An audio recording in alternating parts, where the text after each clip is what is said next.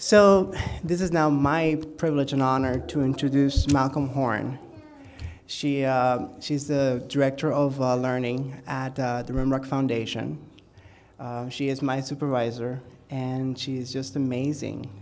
She is a licensed clinical social worker. She's a master's level addiction counselor. She's working on her doctoral degree. And she's quite an inspiration, somebody that I admire and look up to. And just can't wait to hear what she has to say to us. Can everybody hear me okay?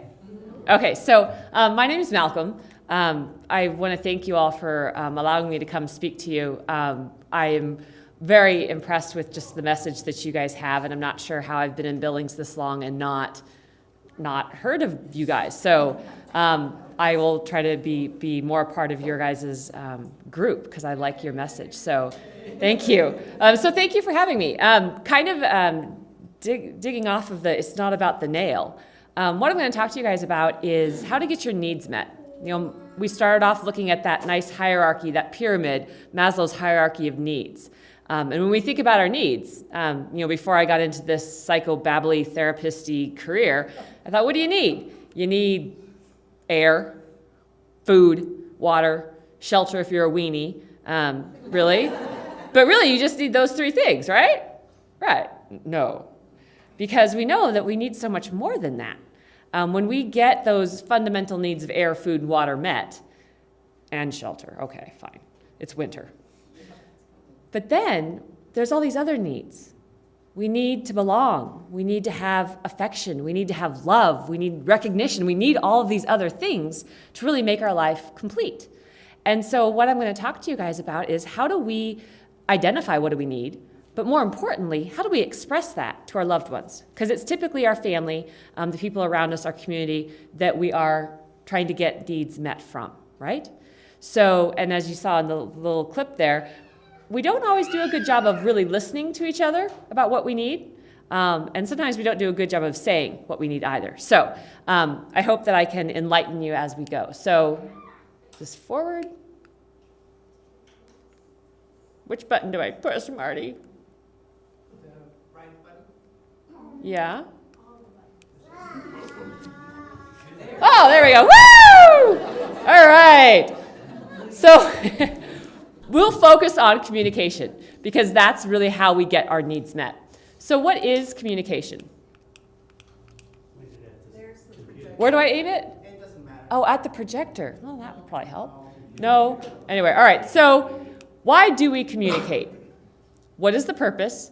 What do we hope to accomplish? And what is my unmet need? So anytime you're communicating with anybody around you, you have to keep that in mind. What am I actually trying to get from you? In that video, the woman with the nail in her head, she didn't really want him to remove the nail. I mean, she probably actually did, but she wasn't going to say that. What did she want? She just wanted him to listen to her. And so when we go at a conversation, when we go towards someone, what is it truly that I want them to do for me? And am I clear when I say that? So what does the dog want? To go on a walk. Well, how do you know that? He's got a leash in his mouth. He's not saying anything, right? I don't think we always realize that when we communicate, so much of what we portray to others is not through our words. Words are only a small portion of how we communicate. Oop, got a little trigger happy there. A little touchy. Except for when I want it to move, then it doesn't. All right, so really when we communicate, 7% of how we communicate is words. That's it. That means that 93% of how we communicate is our tone of voice, our body language. Actions speak louder than words, right? How many times has someone said that to you? Actions speak louder than words.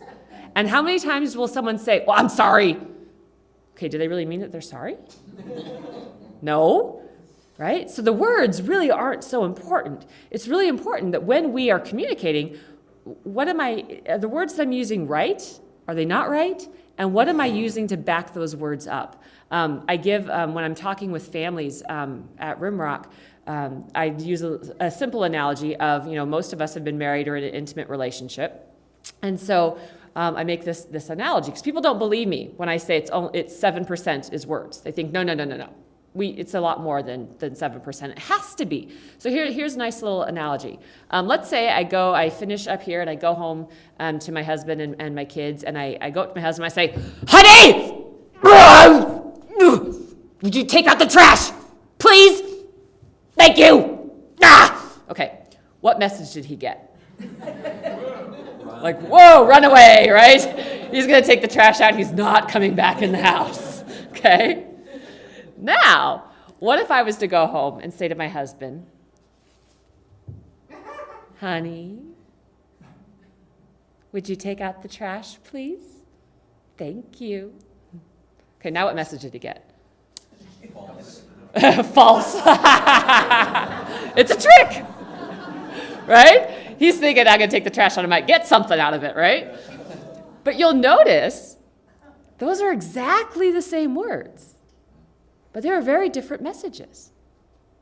And not only do we owe it to ourselves and our relationships to really think about how we're portraying those words, we also owe it to the other person to say, this is the message I got.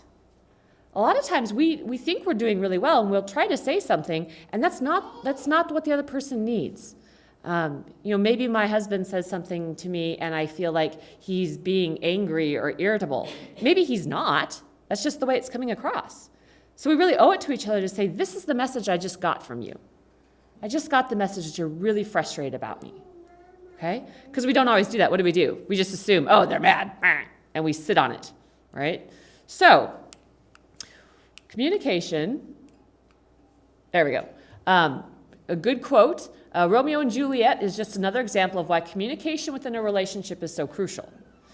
We all know how that ended, not very well. So particularly I'm going to emphasize in those intimate relationships, those close relationships, we're going to talk about the healthy and unhealthy ways to communicate. We're going to talk about how do we actually get our needs met from the people around us. Because when we're getting our needs met, we're happier people, we're more productive, we're able to meet our goals, not only as an individual, but as a society. So, all right, there's 2 techniques I'm going to talk about, and then there's 1 rule. And you can really forget about the techniques if you want, as long as you remember the 1 rule. The 1 rule, when you're having a fight or a conflict, is not to win. Not to win. If you go into a fight thinking, I'm going to make him see why he's wrong, I'm going to make her realize that she made a mistake, are we going to actually get anywhere? Probably not. We're going to end up having a fight, a real down and dirty fight. Whereas if I go into it thinking, I really want to listen to this other person's point of view. I really want to see why they feel this way. I want to understand it better. If we go into it with that, wow, we might actually make some progress. So the number 1 rule is not to win. Okay, so how do we actually do that? How do we accomplish that rule? There's 2 techniques, active listening and validating. Now, they're actually really closely related. Active listening is also called reflective listening. It's called mirroring. It's when you repeat back what the other person said to you. Okay? I'll give you an example. My husband one time, he spilt wine on a tablecloth, ruined the tablecloth. I got really pissed off. We started to have this fight. And it took me a few minutes to go, oh, wait a minute. You think that I'm angry that you ruined the tablecloth. And he says, well, yeah, but it's just a stupid tablecloth. Who cares about the tablecloth? I mean, we got it at the garage sale. It has a hole in it. Who cares about the tablecloth? Like, ooh, hey, you're right. I don't care about the tablecloth. I'm angry that you made a mess and didn't clean it up.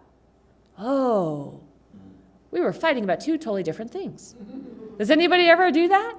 You realize that you both have 2 totally different objectives, 2 totally different points? Whereas if we did active listening, we wouldn't have that problem. I would say to my husband, okay, sweetheart, I'm really angry that you made a mess and you didn't clean it up. And he would say, okay, I hear that you're angry that I made a mess and didn't clean it up. And I'd say, yep, that's why I'm angry. Or, no, that's not why I'm angry. So active listening is really important because it actually allows the other person to feel what is called validated, which is the second technique. They actually get to feel like what we're saying is important.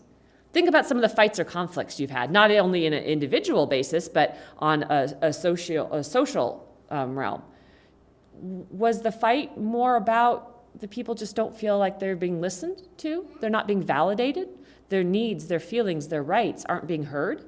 So if we validate, okay, you're really angry about that. Okay, I hear that you're upset about that. Wow. Would that change the dynamics of a conversation? Would we actually be able to hear each other much better? I would venture that we probably would. So although those sound like really good ideas, if you're really pissed off, like let's say I turned into like the she-devil wife because my husband ruined a tablecloth and made a mess, and I'm pissed off. So if I'm really, really pissed, am I very likely to say, okay, sweetheart, so I'm really angry that you made a mess and you didn't clean it up? And then he would say, what I hear you saying is you're very angry about that. We don't do it that way, right?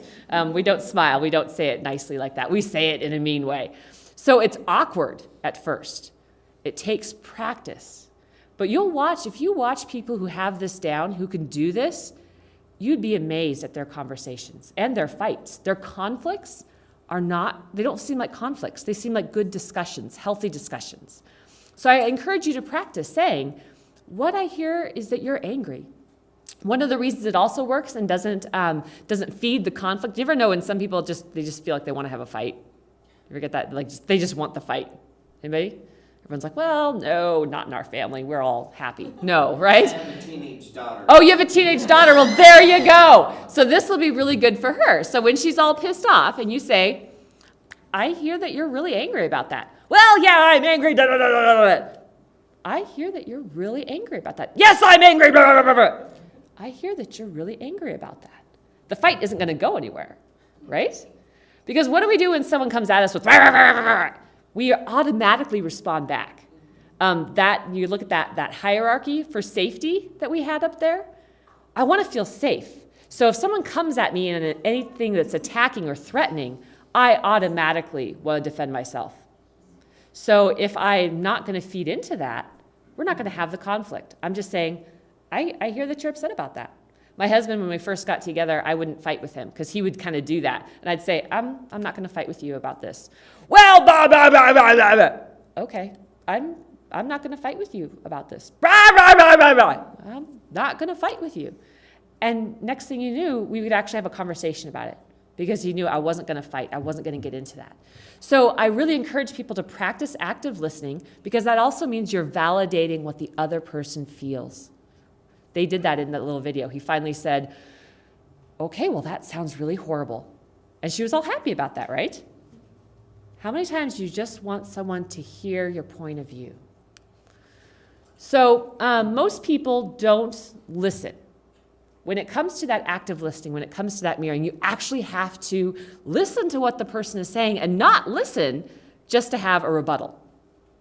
Okay? That's what most people do. They listen so that I can have a counter.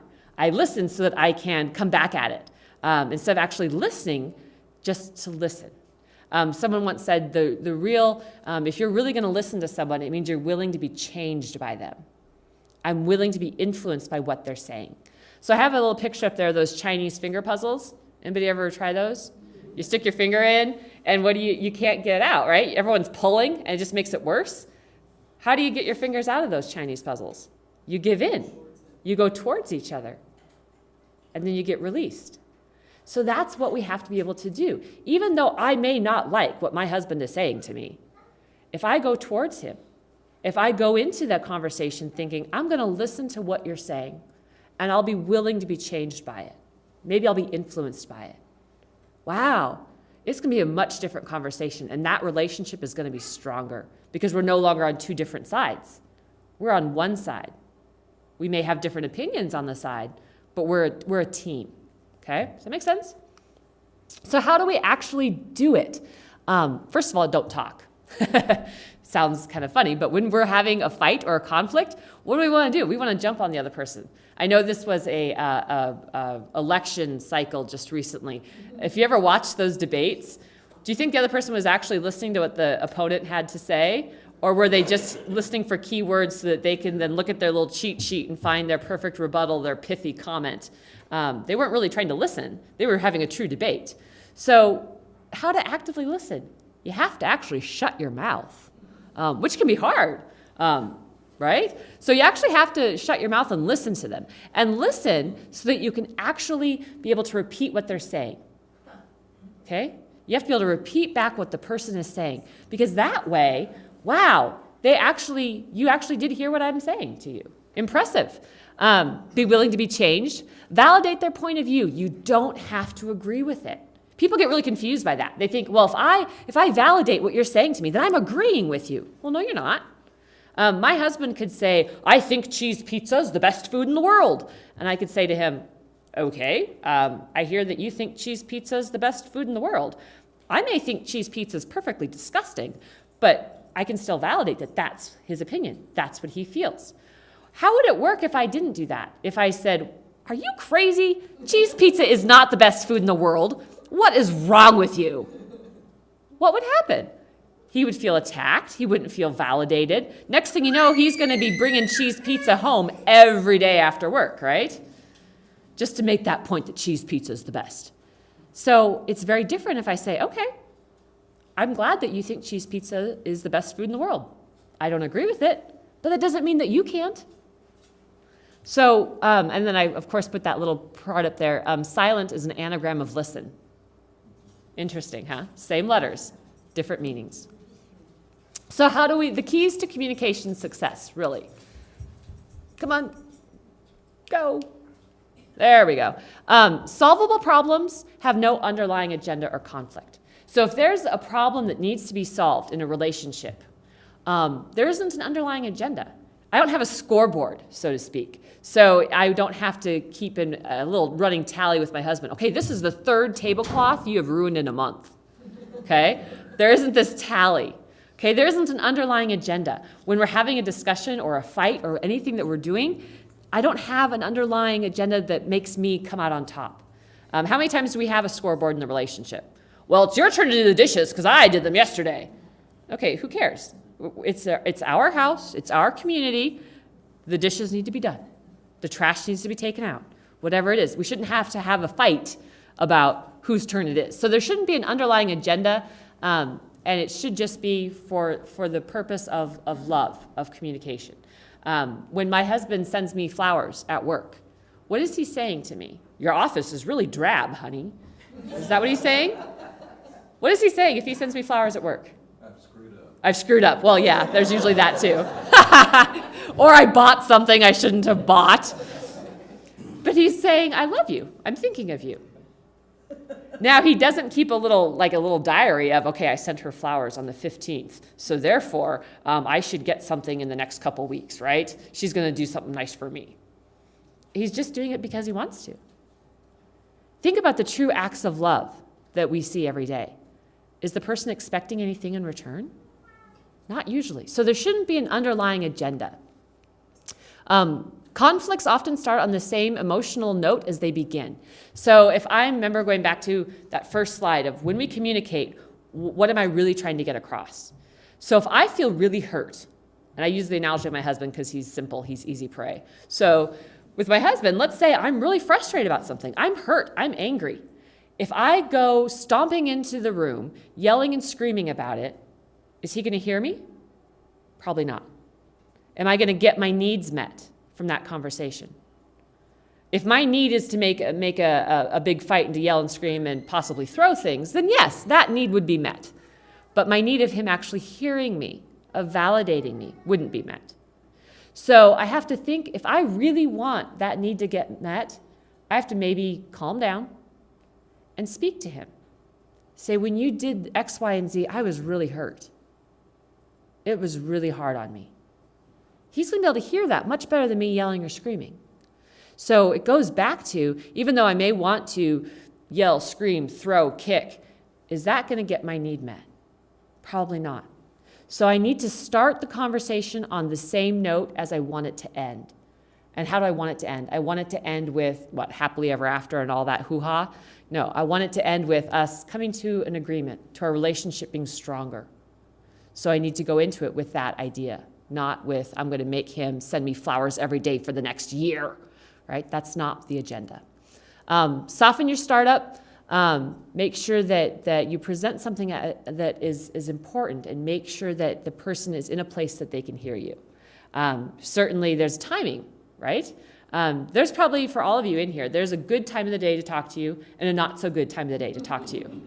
So people are laughing, right? My husband, in the morning, before he's had his coffee, I could pretty much tell him I'm carrying Brad Pitt's love child. And he'd be like, oh, good job, honey, that's great.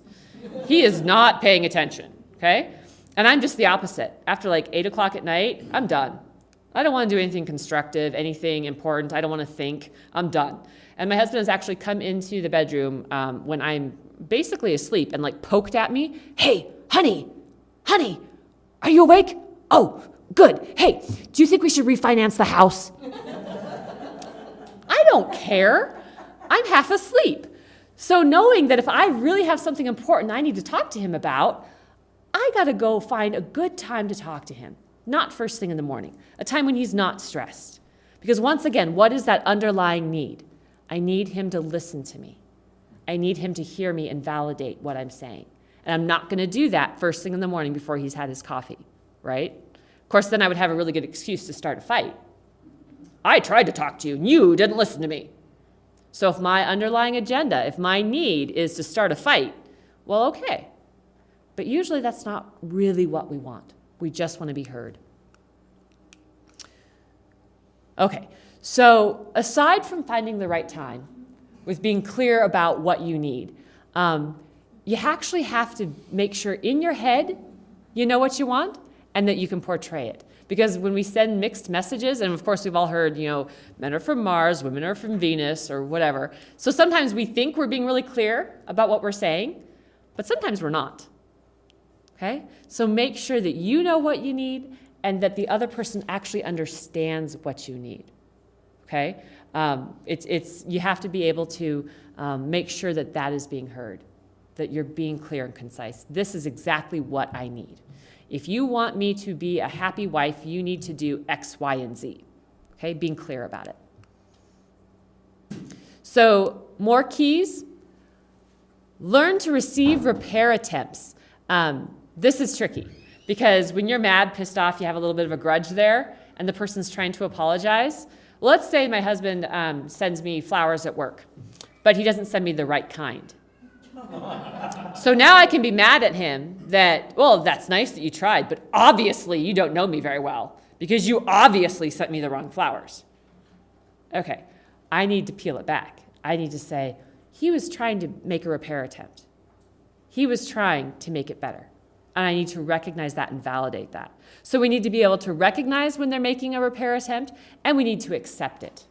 It may not be the way I want it. Okay? One time, my husband, a few years ago, he thought that it'd be really, really good. He thought that I would like to have a handgun. I already have a handgun, but he thought, you'd like to have another one, right?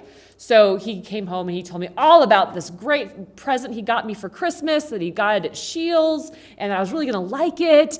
And so he finally told me that he'd bought me a gun for Christmas. And I was like, oh, okay. That's nice. So for Christmas, I'm going to get you a pair of diamond stud earrings. Okay? He wanted the gun.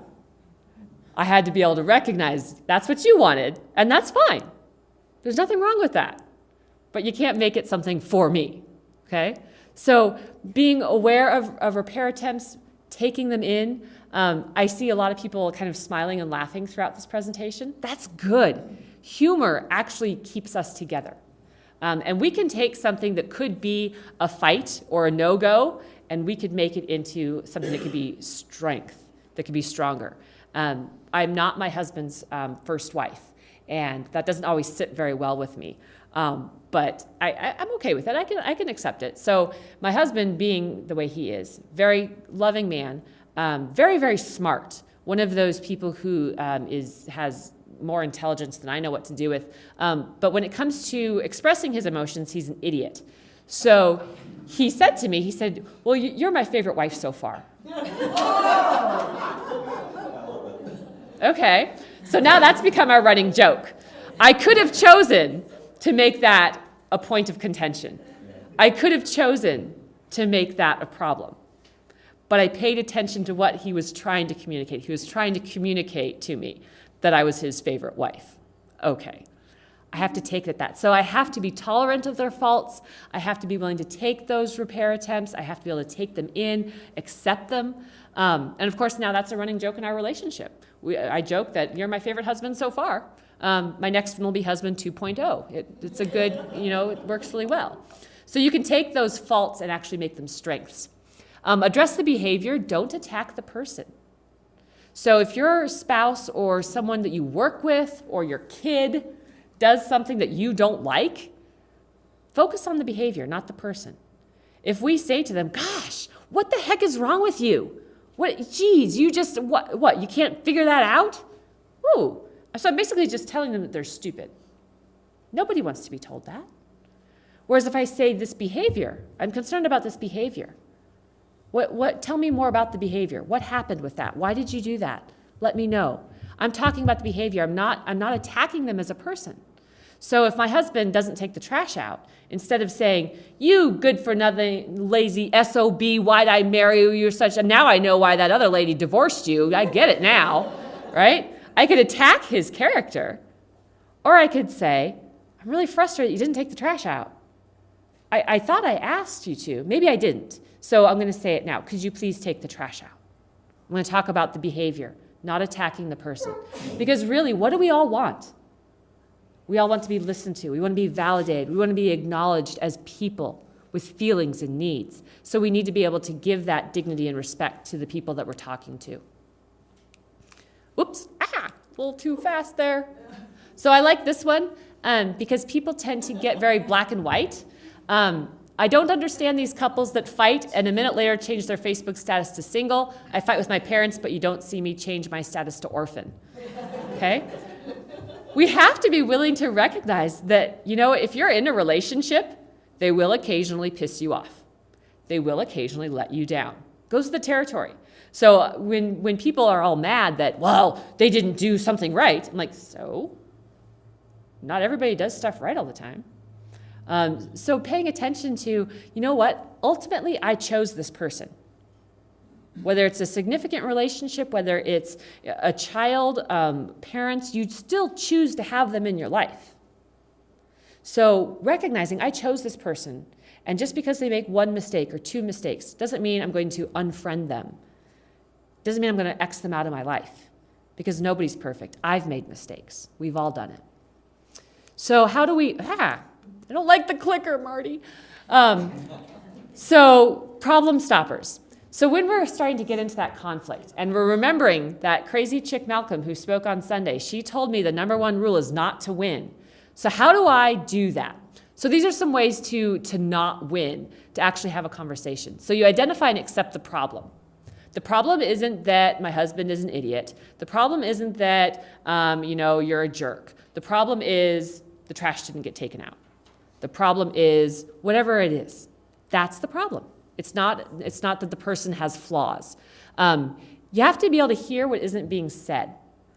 Okay, remember when I said that actions speak louder than words? So much of the time, it's not our words that are communicating things. So if my husband is stomping around the house, slamming cabinets, slamming doors, and I say, well, what's going on? I'm fine. So obviously he's not fine. But if I accept that, if I just say, oh, okay, you're fine, great, no problem. Okay, well, I'm obviously ignoring that there's a problem. So you have to be able to pay attention to what isn't being said. And that can go both ways. Because sometimes we're trying to show love and affection. And the other person needs to recognize that's what we're trying to do. When I say, my husband, I had to go on a long drive yesterday. So what did he do? He checked the air in my tires. He cleaned the windshield off. He, made sure that the oil had been changed recently. Does all these things, right? And of course, me, I'm like, come on, hurry up. Dude, I got to get going. I need to get on the road. I needed to stop and recognize. That's how he's trying to say, I love you. I want you to be safe. Okay? So pay attention to what isn't being said. Pay attention to the behaviors of the person. Separate issues from people. Once again, most of us, we have differences of opinions. I may not agree with you. That's okay. But I can still validate you as a person. I can still give you as an individual respect and dignity. I don't have to agree with your opinion. That's okay. Be open to various solutions. This was hard for me. What, my way isn't the right way? There's more than one way to do something?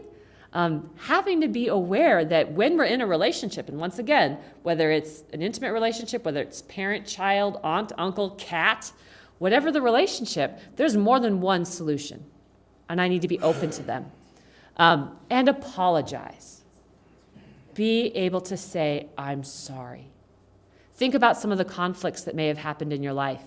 If the other person simply would have said, I'm sorry, would that have really changed the whole dynamic of the conversation? Suddenly it wasn't about winning or losing. It was about being a team, being a couple, being a relationship, being whatever it was. So being able to apologize. And in our families, we don't always do a good job of it, right? I know if I'm at Walmart and I step on someone's foot, I say things like, oh my God, I'm so sorry. Are you okay? I didn't mean to step on you. Are you okay? I'm so sorry. I didn't mean to do that. Are you sure you're okay? I'm so sorry. Okay, I'm sorry, right? You know, and then I step on my husband's foot and I say something like, what a stupid place to put your foot. Didn't you know I was going to put my foot there? You're crying. You know what? You stepped on my foot last week and I didn't cry, right? Instead of simply saying, wow, I let you down. I hurt you. It's okay. It actually makes a relationship stronger when both parties can say, I made a mistake. I let you down. I didn't listen. So be willing to apologize and to accept the apology. How to not get your needs met. These are 4 things that come up that really will make it not about there being a happy copacetic ending. These are things that will make it a fight. And a fight where there has to be a winner. Sarcasm. And sarcasm can be healthy. Sometimes we use it as a joke, right? Like when I say to my husband, you are my favorite husband so far. Okay, I can be a little sarcastic. Sometimes that's okay. But often, sarcasm leads into criticism and contempt, which are the next 2 up there. And if I'm criticizing, I'm not criticizing a behavior. A criticism is a direct personal attack. I'm criticizing you. And of course, contempt is that resentment. They go right hand in hand. I feel resentful. I did the dishes all last week, and you didn't. I'm going to hold on to that like a grudge. And we all know what happens if you hold on to those things. They become toxic.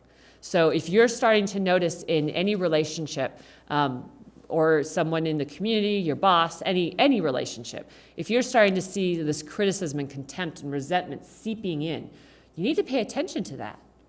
What do I need to do differently? How can I resolve that? Because no relationship can be healthy. No needs can be met if there's this underlying, this underlying feeling of criticism, contempt, or resentment. Whoops, go back. Maybe. There we go. Okay, so ultimately, we say thank you a lot.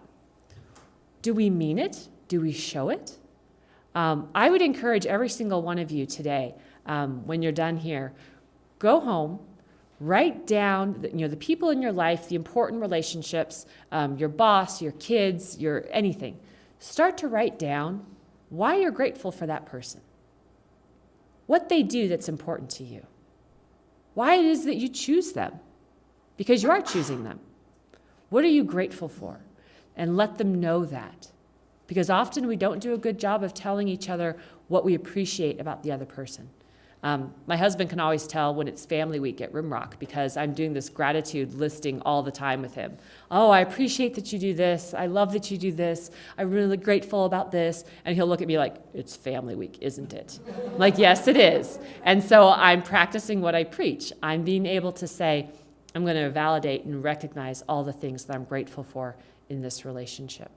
So I hope this was helpful for you guys. Pay attention to what do you need, how are you communicating that need, and then being able to say, I'm grateful for this relationship and what I get out of it. So thank you very much for having me here. I appreciate it.